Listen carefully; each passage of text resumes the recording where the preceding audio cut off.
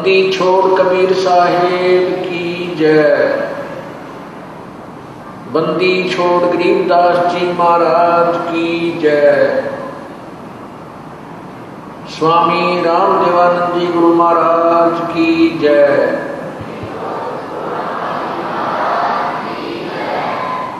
सर्व संतों की जय। सर्व भक्तों की जय। धर्मी पुरुषों की जय। श्री काशी धाम की जय। श्री छुडानी धाम की जय। श्री करोथा धाम की जय। श्री बरवाला धाम की जय। सत साहिब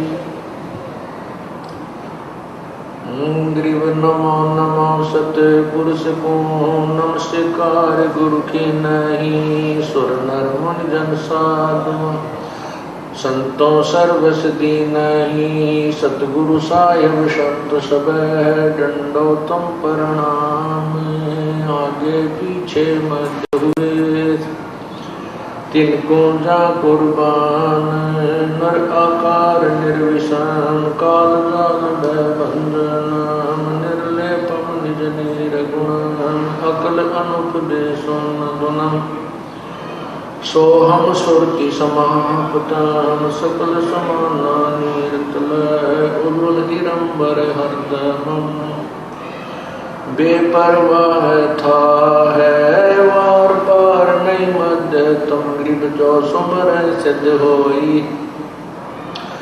गणनायक गलता ना करो अनुग्रह सोई। पारस पद परवाना आदि गणेश मनाऊं। गणनायक देवन देवा चरण कमल लाऊं। आज अंत करु सेवा ब्रह्म शक्ति संगीत। हृदय सिद्धि दाता सोई अविगत गुण अतीत। सत्य पुरुष निर्मोही जगदम्बा जगदीशम। मंगल रूप मुरारी तन्मन अर्पो शीशम। भक्ति मुक्ति भंडारी सुर नर मुनि जन ध्यान। ब्रह्मा विष्णु महेशा शेष सहस मुख गावे। पूजय आदि गणेशा इंद्र कुबेर शरीखा। वर्ण धर्म राय ध्यान समर्थ जीवन जी का। मन इच्छा फल पावे 33 कोटि अतारा। धाम से 88 उतर बहुजल पारा। कट है युग की फांसी 33 कोटि अधारा। धाम से 88 उतर बहुजल पारा। कट है युग की फांसी।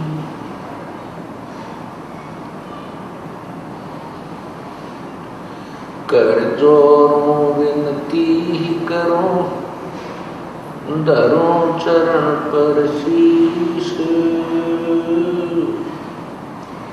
गुरु राम देवानंद जी महाराज ने दिया ज्ञान बख्शीश।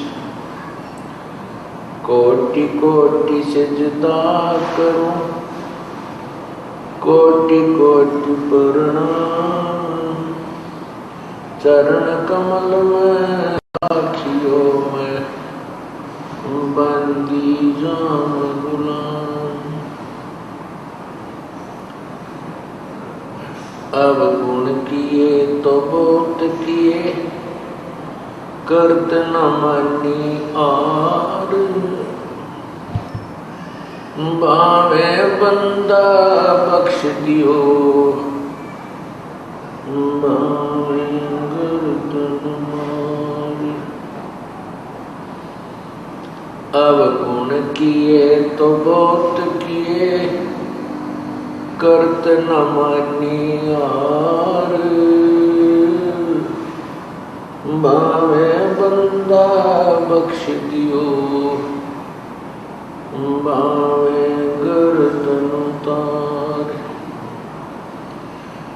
अब गुण मेरे बाप जी बख्शो गरीब निवाज, जो मैं पूत कपूत हूँ मोर पिता कौन।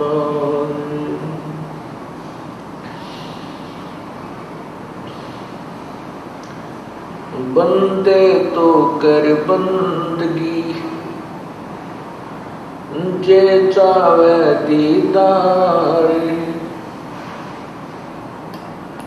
अवसर मानुष जन्म का मिले न बारंबार। मानुष जन्म पाके नहीं रटे हरि नाम, जैसे कुआ जल डना बनवाया किस काम।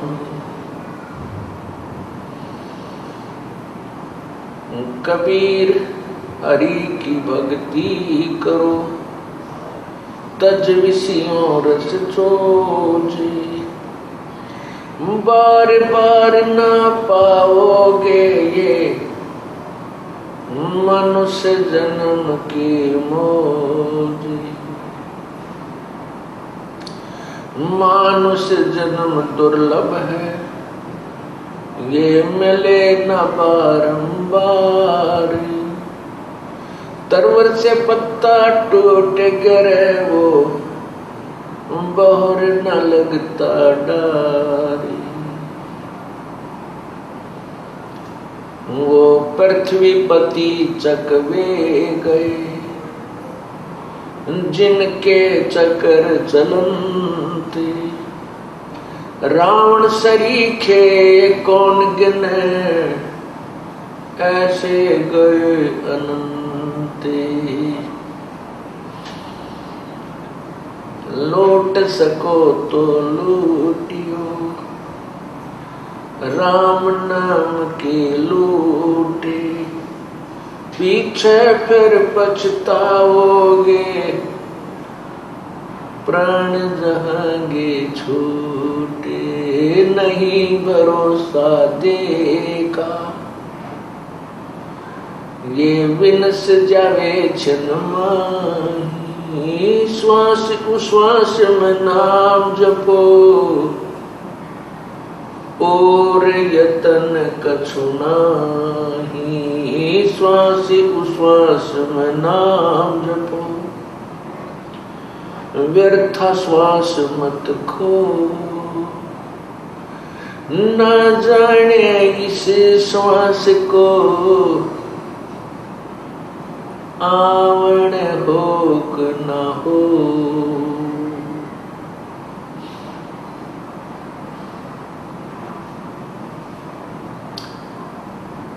परमपिता परमेश्वर कबीर बंदी छोड़ जी की असीम कृपा से आज हमें ये सत्संग का सुअवसर प्राप्त हुआ है, जिसमें परमेश्वर की अपनी ही रजा होती है। उसमें ये शुभ समागम प्रारंभ हुआ करते हैं, और ऐसे शुभ समागमों में जिन पुण्यात्माओं को आने का अवसर प्राप्त होता है, वो परमात्मा की विशेष प्रिय आत्माएं होती हैं।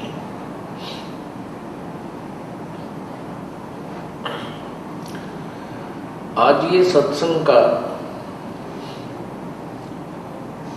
प्रोग्राम,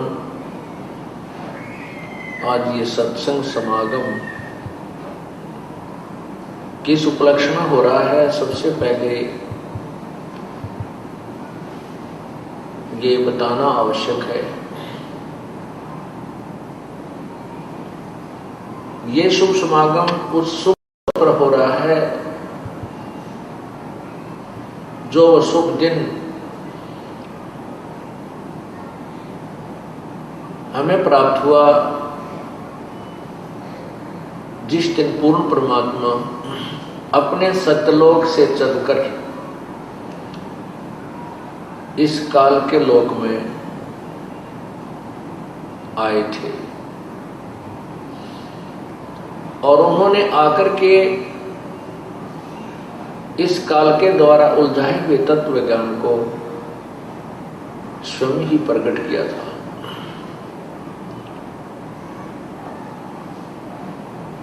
वो शुभ दिन है ज्येष्ठ सुदी पूर्णमासी,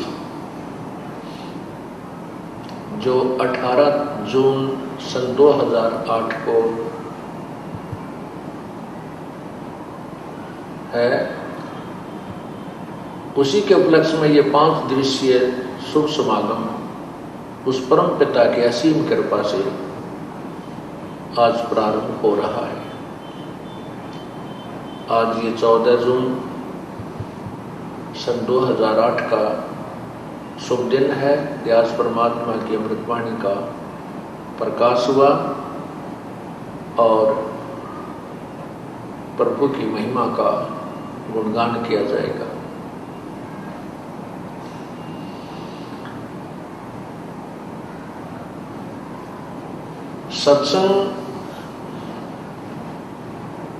सत्संग के अंदर वो रहस्य बताए जाते हैं जो जीव को कभी जीवन में सुनने को नहीं मिले होते, क्योंकि तत्व ज्ञान के अतिरिक्त जो भी हम ज्ञान, चाहे वह आध्यात्मिक है या कोई व्यवसायिक है, उसको सुनते रहे। उस ज्ञान को सुनकर हम उस रंग में इतने रंगे कि हमने उस अपने दैनिक क्रिया और जैसे भी हम साधना छोटी जैसे भी हमें पता था वो करते थे, उसके अतिरिक्त कोई ज्ञान नहीं था। सत्संग में आने से परमात्मा की उस महिमा का ज्ञान होता है जो अति आवश्यक होती है, और साथ में जीव को अपने कर्मों का जो कर्म वो कर रहा है अपने जीवन में, उनका भी ज्ञान होता है, ये कितने शुभ हैं और कितने अशुभ हैं।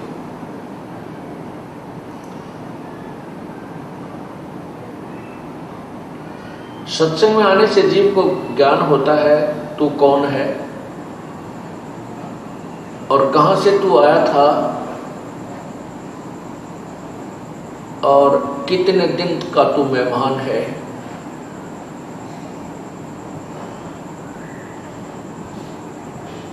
और जो कर्म तू कर रहा है, इनके अतिरिक्त भी कोई कार्य है या नहीं। परमात्मा हमें फिर याद दिलाते हैं, भाई राम नाम रटते रहो,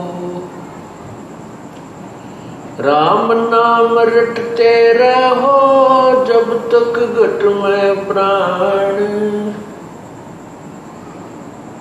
कब हो तो दीन दयाल के बनक पड़ेगी कान।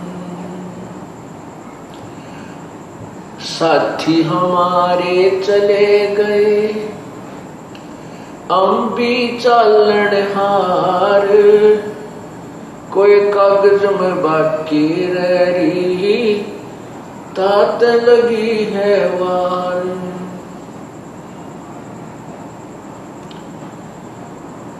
कबीर पतझड़ आवत देख कर बन रोवे मन माही, जो ऊंची टहनी पात थे अब पीले हो जान।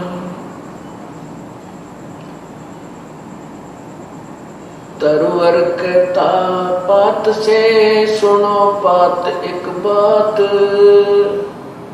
पात झड़नता यूं कहे सुन भई तरवर राय। अब के बिछुड़े ना मिला न जाने कहाँ गिरेंगे जाए। तरवर कहता पात से सुनो पात एक बात, यहाँ की यह रीति है एक आवे एक जात, साथी हमारे चले गए, हम भी चलन हारे, कोई कागज में बाकी रही, तात लगी है वार।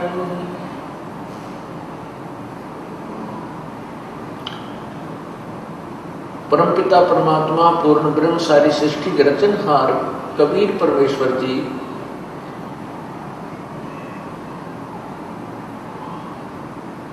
सन 1398 विक्रमी संवत 1455 ज्येष्ठ सदी पूर्णमासी को सशरीर आकर के कमल के फूल पर प्रकट हुए थे। एक नवजात शिशु का रूप धारण किया था। लीला करते हुए प्रभु बड़े हुए थे। 5 वर्ष की आयु से ही वो अपने तत्व ज्ञान का प्रचार करने लग गए थे।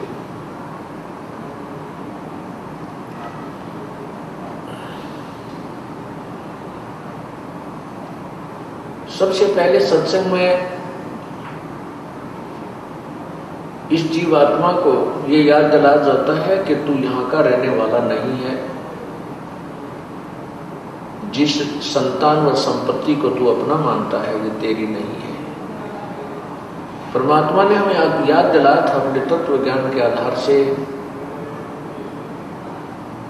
काया तेरी है नहीं ये माया कहाँ से हो, चरण कमल में दान रखो, इन दोनों को खो।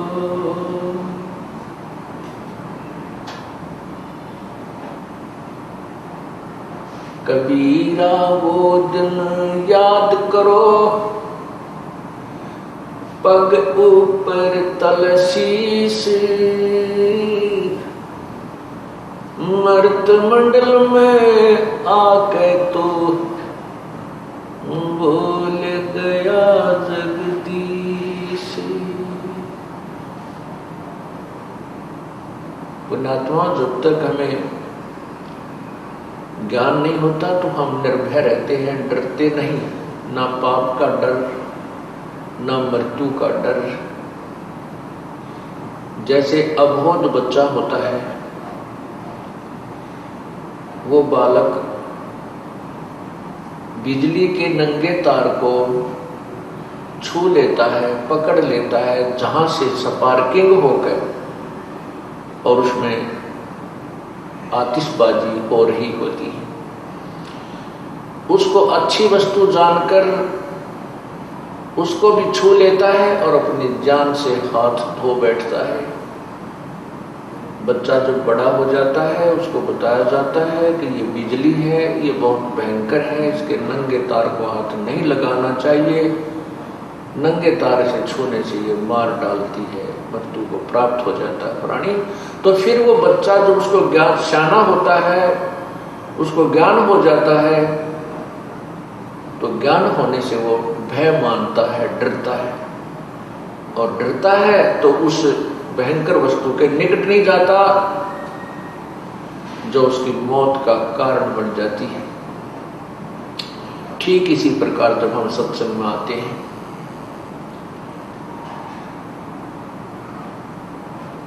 और फिर हम उन दुखों से बच जाएंगे, हम 84 लाख योनियों के प्राणियों के शरीरों में जाने से बच जाएंगे, हम बहुत से दुख से बच जाएंगे, क्योंकि हमें डर बनेगा और डर ज्ञान से बनता है। इसी प्रकार जब हम सत्संग में आते हैं तो अपने पूर्व जो हम कर्म कर रहे होते हैं वो हमें ही फिर डराने लग जाते हैं कि ये तो बहुत पाप कर दिया, मैंने तो बहुत जुल्म किया है। उसका प्रायश्चित और साथ में उससे बचने का जो तरीका, समाधान वो तुरंत करने की चेष्टा करता है। ये ज्ञान आपको फिर सत्संग से ही होता है।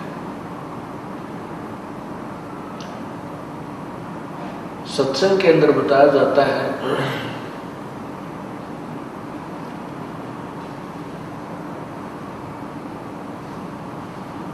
आजा बंदे शरण राम की, फिर पीछे पछतावेगा भाई।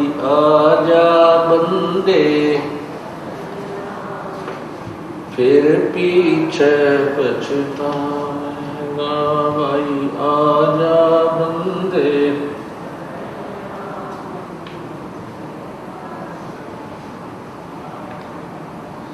आजा बंदे शरण राम की, फिर पीछे पछतावेगा। बालू की बीत पवन का खंबा, कब लग खैर मनावेगा। बालू की बीत पवन का खंबा, कब लग खैर मनावेगा। काल बली तेरे सिर पे बैठा, भुजा पकड़ ले जावे। काल बली तेरे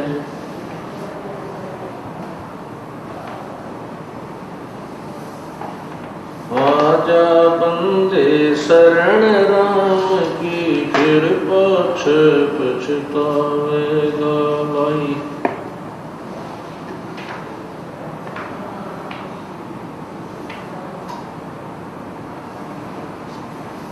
आजा बंदे शरण राम की,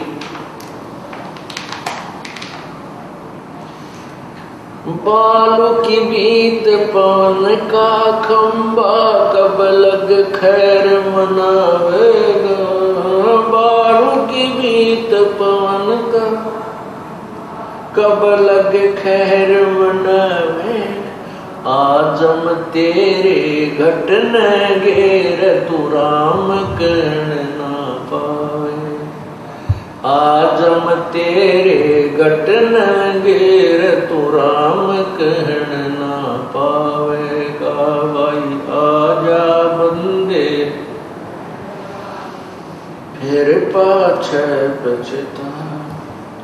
काल बली तेरे सिर पे बैठा, भुजा पकड़ ले जावेगा। काल बली तेरे पीछे पकड़ ले जावेगा। मात पिता तेरा कुटुंब कबीला, सारा खड़ा लखावे। मात पिता तेरा कुटुंब कबीला, सारा खड़ा लखावेगा भाई। आजा बंदे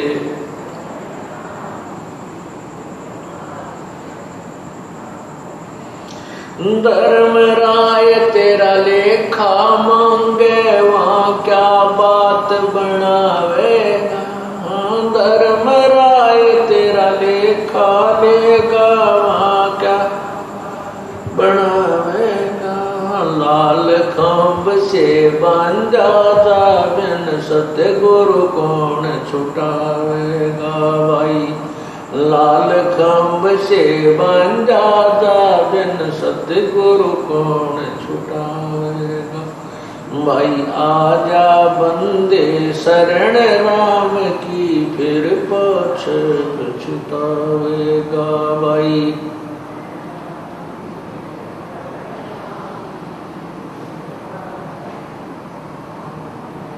दिया लिया तेरे संग चलेगा, दरिया क्या रह जाएगा। दिया लिया तेरे संग चलेगा, दरिया क्या रह जाएगा। कहे कबीर सुनो भाई साधो, करनी के फल पावेगा। हाँ कहे कबीर सुनो भाई साधो, करने के फल पावेगा भाई। आजा बंदे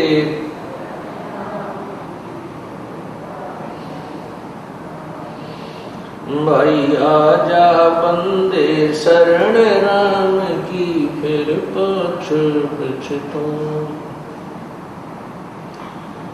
परमात्मा ने, कबीर परमेश्वर जी ने क्या बताया है कि आजा बंदे शरण राम की,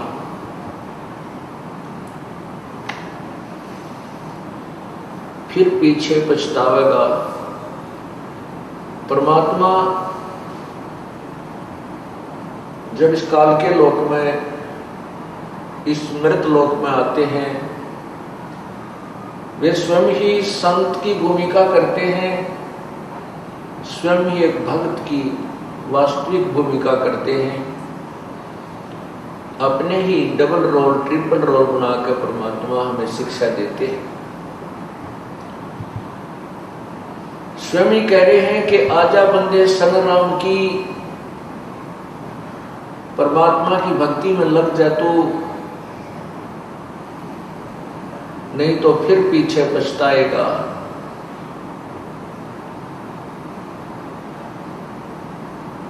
फिर साथ में हमें याद दिलाते हैं, ये बालू की भींत, जैसे बालू रेत से द्वार बनाई जाए, वो इतनी अस्थायी होती है कि वो कोई पशु का पैर लग जाए तो गिर जाए, तेज वर्षा आ जाए तो उसके नाम निशान नहीं मिला,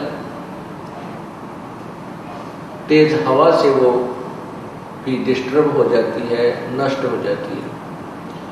इसी प्रकार हमारा ये शरीर 5 तत्वों से बना हुआ पुतला है, इसका पता नहीं किस कारण से अंत हो जावे।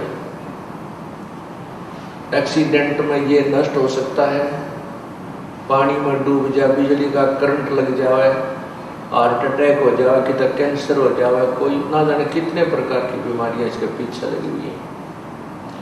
और ऐसे गंदे, ऐसे अस्थायी शरीर को पाकर तो इतना भूल गया कि भगवान भूल गए।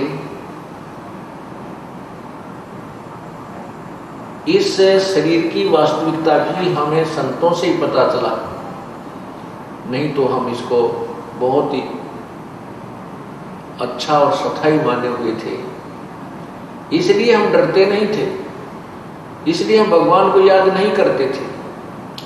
अब हमने इसकी अस्थायीता का पता चल गया कि ये तो कुछ भी को नहीं। परमात्मा कहते हैं, पानी जैसा बुदबुदा असमानुष की जात, देखत ही छुप जावेगा जो तारा पर्वत। ये तो पानी जैसा बुलबुला, पानी के ऊपर एक बुलबुला आ जाता है, वो कुछ देर तो बहुत ज्यों का तो रहता है, 1 सेकंड में उसका पता नहीं चलता। इसी प्रकार ये मनुष्य शरीर है, एक बार हमारे हाथ से छूट गया, इससे प्राणी निकल गया, इसको सवा कर देंगे या किधर जमीन में गाड़ देंगे, इसका नाम और निशान मिटा दिया जाएगा। इसलिए हम इस मिट्टी से लाभ उठाना है। जैसे किसान मिट्टी से गेहूं उत्पन्न कर लेता है, अपनी जीवन रक्षक जो गेहूं को बना लेता है, उसे धन कमाता है, मकान बना लेता है, अपने कपड़े वस्त्र ब्याह शादी की व्यवस्था कर लेता है, मिट्टी से कर लेता है। ठीक इसी प्रकार हमने इस 5 तत्वों से बने हुए इस मिट्टी के महल से, इस मिट्टी के खेत से राम नाम का धन एकत्रित करना है, ये कमाई करनी है। यदि हमने इस मिट्टी से राम नाम का धन संचित कर लिया तो इसका लाभ है, अन्यथा मनुष्य शरीर का कोई यूज नहीं, कोई लाभ नहीं। नहीं तो हम वही कर्म करते हैं जैसे आम प्राणी करते हैं, बच्चों को उत्पन्न करना, उनके अंदर मोह ममता, और फिर इस शरीर को त्याग करके चले जाना।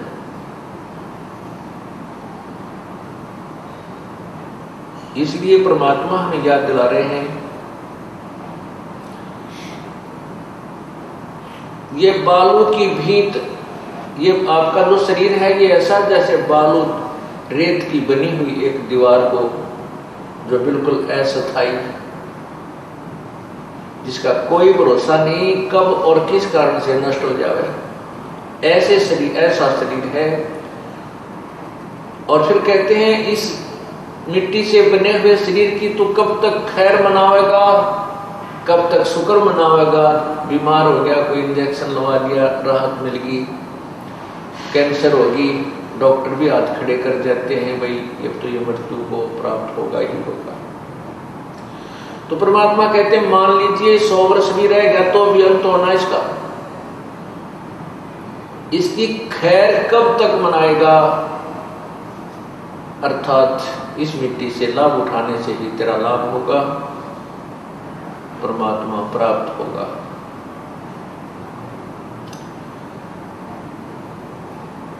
जो व्यक्ति भगवान नहीं बचते, परमात्मा को याद नहीं करते, जब तक उनके पूर्व जन्म के संस्कार होते हैं, पुण्य जब तक चलते हैं, तब तक तो वो सुखी नजर आता है, शरीर भी स्वस्थ है, घर में भी सुख है, कार कोठी भी है, फैक्ट्रियां भी खूब धड़ाके से चल रही हैं। और जिस समय पाप कर्मों का प्रभाव शुरू होता है, पुण्य समाप्त हो जाते हैं, फिर फैक्ट्रियां बंद होने लग जाती हैं, मजदूर हड़ताल कर लेते हैं, शरीर में रोग बढ़ जाते हैं, और अंत में वो प्राणी अपने पुण्यों को बर्बाद करके और चला जाता है, पाप कर्मों के भोग भोग कर शरीर छोड़ जाता है।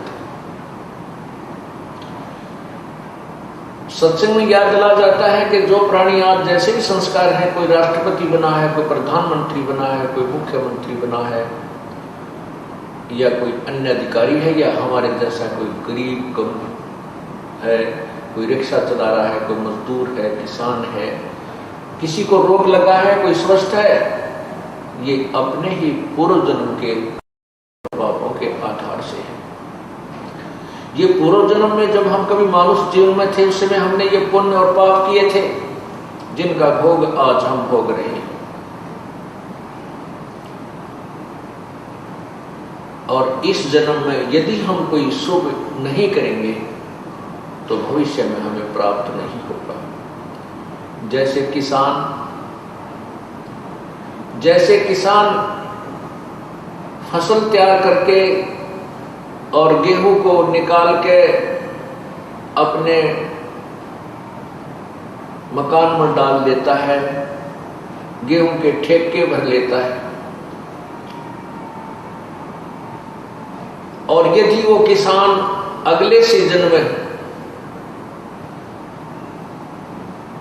फिर से फसल नहीं बोता है, तो जो पहले उस सीजन में गेहूं जोड़कर जो रखी हुई थी, एकत्रित की हुई थी, वो हो सकता है उसके 2 वर्ष भी काम निकाल दे खाने पीने का, हो सकता है वो 3 साल भी काम चला दे। फिर वो यदि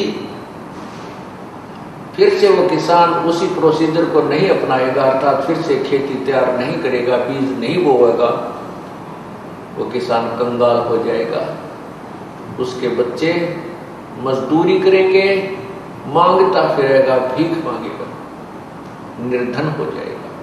ठीक इसी प्रकार हम पूर्व जन्म में की हुई कमाई के ठेके पर रखे हैं, उनमें से हमें मनुष्य शरीर मिला है। इस मनुष्य शरीर में जो हमें प्राप्त है, आज हम उसको ठाठ से खा रहे हैं। कोई गुट्टी लगा रहा है, कोई सुल्फा पीवा है, कोई अफीम खा रहा है, कोई शराब पीवा है, कोई सिनेमा देखा है कि तो और बकवाद गढ़ते हैं, परमात्मा से नहीं डरते हैं, परमात्मा को याद नहीं करते हैं, और करते हैं तो एक फॉर्मलिटी ही करते हैं, शास्त्र अनुकूल साधना नहीं करते, तो उनका जीवन व्यर्थ हो रहा है। एक भक्त कह रहा था, उसने उपदेश नहीं लिया था, एक साधारण सी, एक कॉमन सी बात है, जैसे कोई व्यक्ति बीड़ी, शराब, मांस, तंबाकू प्रयोग नहीं कर रहा, और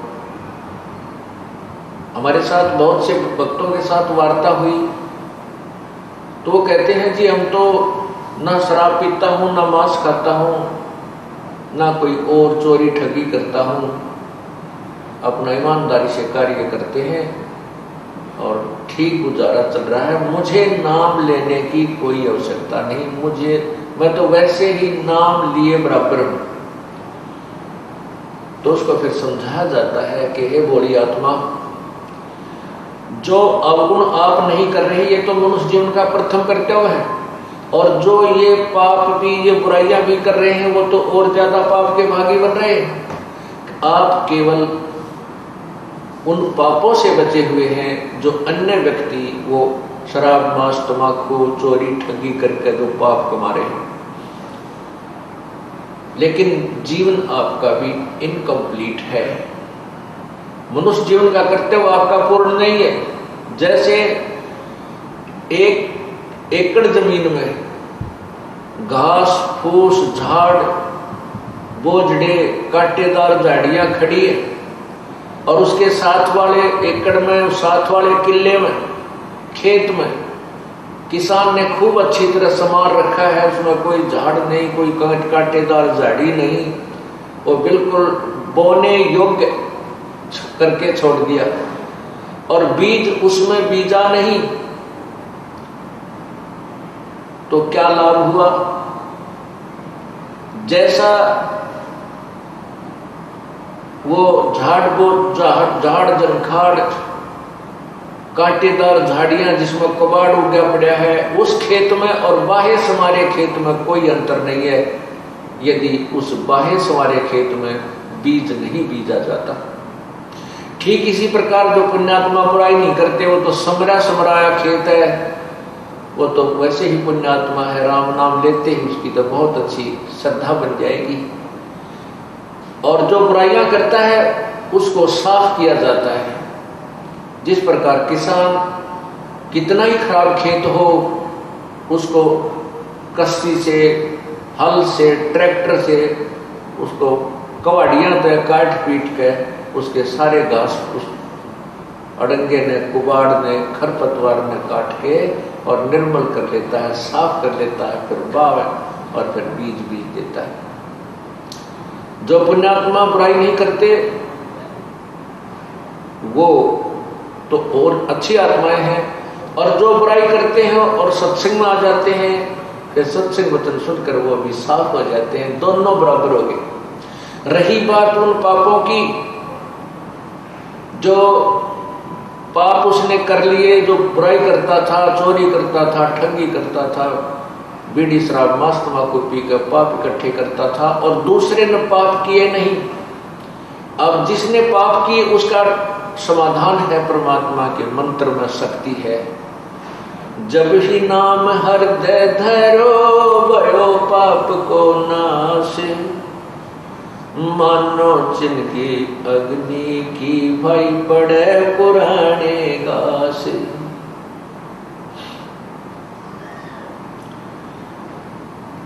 परमात्मा हर तरह से हमें सावधान भी करते हैं, ज्ञान भी देते हैं, हमारा विश्वास दृढ़ भी करते हैं।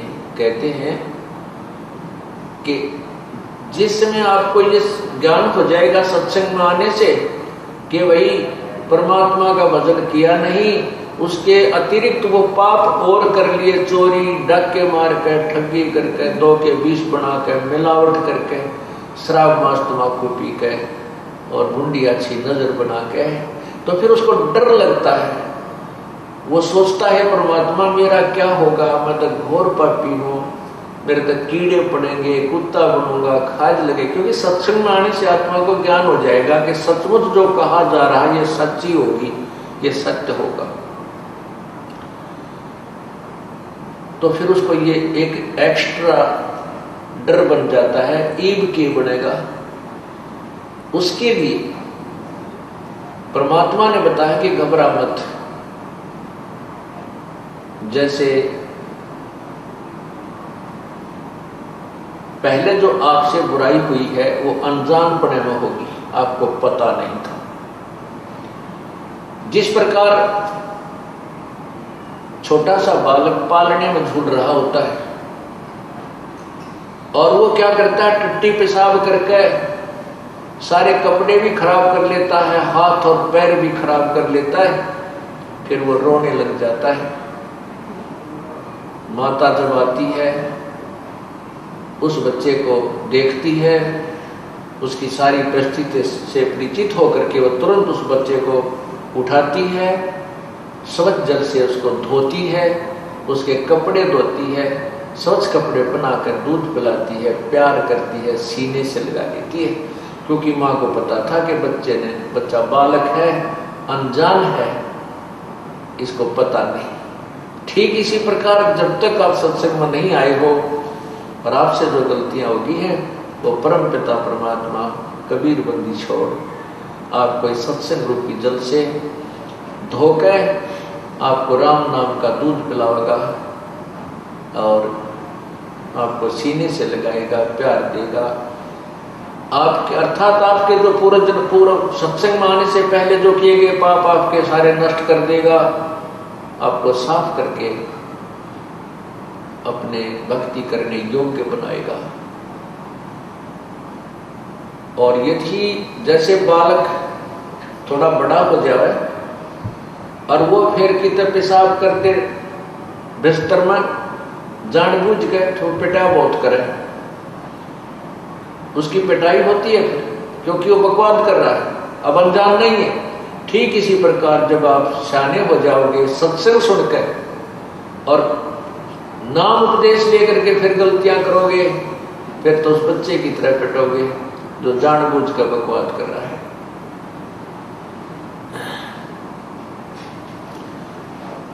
परमात्मा कहते हैं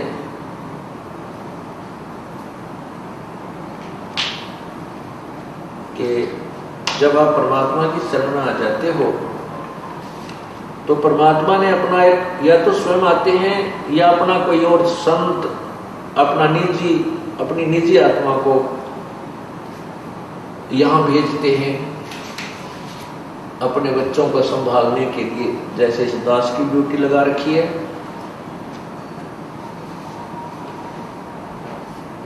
तो सत्संग आने के बाद भी जो गलती करेंगे उनको फिर परमात्मा बार बार समझाते हैं कि फिर तुम करड़ी पिटाई होगी तुम्हारी।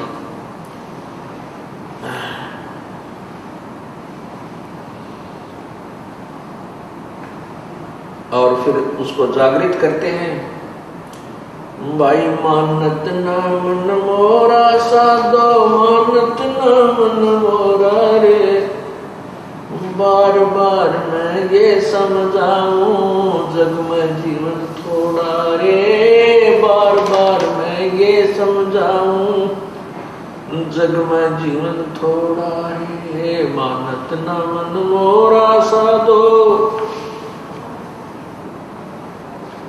बार बार मैं ये समझाऊं जग में जीवन थोड़ा रे, बार बार मैं ये समझाऊं जग में जीवन थोड़ा रे। इस काया का गर्व न करियो के काला के गोरा रे, इस काया का गर्व न करियो के काला के गोरा रे, बिना भजन कछु काम न आव चाहे, एतर छड़को चारों ओरा रे, बिना भजन कछु काम न आव चाहे, अतर छड़को चारों ओरा रे, मानत ना मन मोरा साधो, बार बार मैं ये समझाऊं जग में जीवन थोड़ा रे, बार बार मैं ये समझाऊं जग में जीवन थोड़ा रे। इस माया का गर्व न करियो के हाथी क्या घोड़ा रे, इस माया का गर्व न करियो क्या हाथी क्या घोड़ा रे, जोड़ जोड़ धन बहुत बटोरा लाखों और करोड़ा रे, जोड़ जोड़ धन बहुत बटोरा लाखों और करोड़ा रे, मानत ना मन मोरा साधो, बार बार मैं ये समझाऊं जग में जीवन थोड़ा रे, बार बार मैं ये समझाऊं, जग में जीवन थोड़ा रे। दुविधा दुर्मति चतुराई में जन्म गया नर तोरा रे, दुविधा दुर्मति चतुराई में जन्म गया नर तोरा रे। अब भी आने मिलो सत्संग में, करो गुरु ज्ञान पे गोरा रे।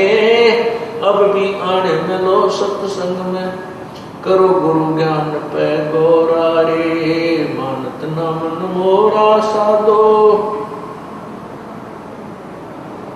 बार बार मैं ये समझाऊं, जग में जीवन थोड़ा रे, बार बार मैं ये समझाऊं।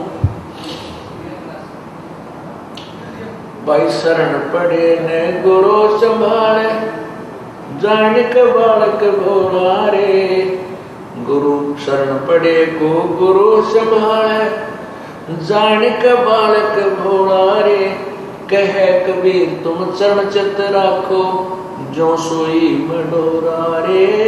कहे कबीर तुम चरण चित राखो, जो सोई मडोरा रे। मानत न मन मोरा साधो, बार बार मैं ये समझाऊं, जग में जीवन थोड़ा रे। बार बार मैं ये समझाऊं, जग में जीवन थोड़ा रे। क्या बताते हैं कि सत्संग में आने के बाद भी ये मन इधर उधर की सोच में ज्यादा ही उलझा रहता है। उसको याद दिला जाता है कि इस काया का गर्व न करिए, भाई के काला के गोरा रे। ये जो मिट्टी का बना हुआ, ये 5 तत्वों से बना हुआ पुतला है, इसके अंदर झांक कर जरा सा देखें तो ये कुछ भी वस्तु नहीं है। इसकी शरीर की नाड़ियों में खून घूम रहा है, रक्त चल रहा है, मांस हड्डियों के ऊपर मांस लपेट रखा है, अंदर शरीर में थूक, टट्टी, पेशाब और सारा गंध भरा पड़ा है। हमारे शरीर की क्या स्थिति है? जैसे आपने एक्सीडेंट के अंदर कोई कुत्ता मरा हुआ देखा हो रोड के ऊपर, उसकी आंत इतनी दूर तक बिखरी पड़ी होती है,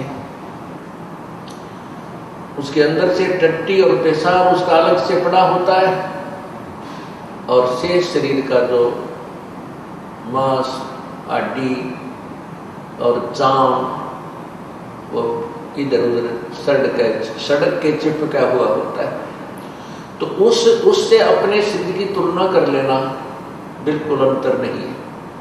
तो इस भगवान ने इसके ऊपर सब ये कुछ अंदर भर कर और ऊपर ये पालिश कर रखी है। किसी का काली पालिश है, किसी का गोरी है, अंदर सेम मटेरियल है। तो यहां बताते हैं इस काया का गर्व न करियो, के काला के गोरा रे। इस काया का गर्व न करियो, के काला के गोरा रे। भाई बिना भजन कछु काम न आव जाए, एत्र छिड़को चारों ओरा रे। बिना भजन कछु काम न आव जाए, भजन कछु काम न आव जाए, इत्र छिड़को चारों ओरा रे। कि इस शरीर के ऊपर कितना तो बढ़िया पाउडर छिड़क लो, कितना सुगंधित वस्तु तेल इसका मालिश कर लो, कोई बात नहीं। भाई सफाई शरीर की आवश्यक होती है, नहाना है, साबुन ला लो, वो बात अच्छी है। लेकिन भगवान नहीं भजा, परमात्मा को याद नहीं किया, तो इस मिट्टी का कोई लाभ नहीं, ये व्यर्थ है। फिर हम दूसरा गर्व करते हैं, घर में कार हो जाए, कोठी हो जाए। पहले घोड़े, आज तक तो कार, पहले घोड़ा जिसके घर में होता था एक रिच मैन माना जाता था। वो एक साहूकार व्यक्ति माना जाता था, जैसे आज जिसके घर में कार हो वो धनी व्यक्ति मान लिया जाता है। तो परमात्मा बताते हैं कि इस माया का गर्व ना करियो के हाथी के घोड़ा रे, और जोड़ जोड़ धन बहुत बिटोड़ा, लाखों और करोड़ा रे। अब परमात्मा के नाम बिना यह जोड़ा जड़ा धन ऐसे व्यर्थ हो जाता है। कैसे? एक समय की बात है। अब देखो पुण्यात्माओं, जो हमारे अनुयायी हैं, जब से इस दास को आज्ञा हुई है परमात्मा की महिमा गुणगान करने की, उसी समय से सत्संग सुनते हुए आ रहे हैं। और सत्संग में वही बातें होती हैं जो प्रभु की महिमा की प्रतिदिन गाई और सुनाई जाती है। उन्हीं को बार बार सुनाया जाता है, उन्हीं के विषय में आपको प्रेरित किया जाता है, सावधान किया जाता है और परिचित कराया जाता है प्रभु की महिमा से।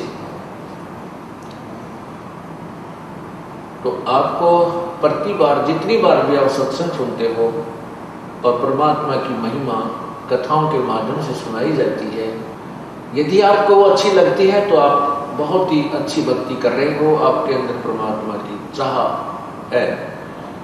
अन्यथा क्या हो जाता है, जैसे हम प्रतिदिन खाना खाते हैं, रोटी आटा वही होता है और रोटी वही होती है। यदि आप स्वस्थ हैं तो वही रोटी, उसमें दाल सब्जी का थोड़ा बहुत फेरबदल हो जाता है। अगर दाल सब्जी ना हो और स्वस्थ हैं, समय पर आपको खूब भूख लगेगी, और समय पर जब आपको भूख लगी होगी तो सूखी रोटी हो, अचार मिल जाए तो भी अच्छा, नहीं तो पानी के साथ खाकर भी स्वादिष्ट लगती है, पेट भर दिया जाता है। यदि वो व्यक्ति बीमार हो जाता है, बुखार हो जाता है, और मलेरिया बुखार जिसको हो जाता है, उसने रोटी अच्छी ना लगे, उसको वो रोटी अच्छी नहीं लगती, कड़वी लगती है, मनुखा दाग से संतरा भी उसको बहुत ही कड़वा लगता है। न तो वो सेब कड़वी है, ना मनुखा दाग कड़वी है, ना रोटी कड़वी है। कड़वी उस बुखार ने उस पुण्यात्मा, उस भक्त की के शरीर की अवस्था को खराब कर दिया, जिसके कारण उसको मीठी वस्तु भी कड़वी लग रही है। इसलिए तुलसी साहब कहते हैं, तुलसी पिछले पाप ते हरि चर्चा ना भावे, और जैसे जबर के वेग ते वही भूख विदा हो जाए। जब हमारे ऊपर पाप कर्मों का दबाव बढ़ जाता है, बुखार बन जाता है, तो हमारे को परमात्मा की महिमा रूपी मुनखा दाग कड़वी लगती है, अच्छी नहीं लगती, स्वादती नहीं, रुचि नहीं बनती, सुनने को आनाकानी करता है। और जिस समय ये बुखार उतर जाता है, जिस समय उसका बुखार जबर उतर जाता है, फिर वही व्यक्ति उन्हीं रोटियों को, चाहे लूखी मिल जाए, सूखी मिल जाए, नमकीन हो, सब्जी मिले चाहे ना मिले, उनको रुचि कर खा जाता है, क्योंकि वो स्वस्थ है। जिस प्रकार जबर उतरने के उपरांत स्वस्थ व्यक्ति सुबह शाम उन्हीं रोटियों को रुचि खाता है, उसके मन में रुचि नहीं बनती, तो वह स्वस्थ है। इसी प्रकार जिस समय आपके पाप कर्म सत्संग में आने से नरम हो जाएंगे, भजन सिमरन से कम हो जाएंगे, आपको परमात्मा की चर्चा इतनी स्वादिष्ट लगेगी कि आप बेसब्रे हो जाओगे। आपको चाहे 100 किलोमीटर पर जाकर भी सत्संग सुनना पड़े, 400 किलोमीटर भी जाना पड़ जाए, आपको ऐसी भूख लगेगी, आप पहुंच जाओगे, क्योंकि आपके वो पाप कर्म समाप्त हो चुके हैं, जो जिन्होंने आपके मन में, आपकी आत्मा में बुखार बना रखा था, जोर बना रखा था। अब आप स्वस्थ हो गए, आपकी आत्मा स्वस्थ हो गई है, अब इसको राम नाम की चर्चा की भूख लगती है। तो जैसी भी जो भी प्रतिदिन खाना हम खाते हैं प्रतिदिन अच्छा लगता है तो हम स्वस्थ हैं, और जिस दिन अरुचि होगी समझो बीमार हो रही है। उसका ट्रीटमेंट क्या है, उसका उपचार क्या है? उपचार यही है कि उस रोग को खत्म करने के लिए कड़वी गोलियां ही खानी पड़ती है।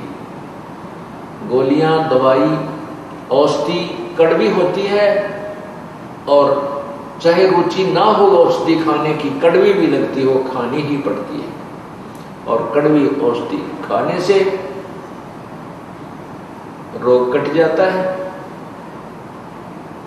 इसी प्रकार आपने कभी कभी सत्संग सुनते सुनते रुचि बन जाती है कि ये कथा तो हमने सुन रखी है, तो समझो आप बीमार हो गए।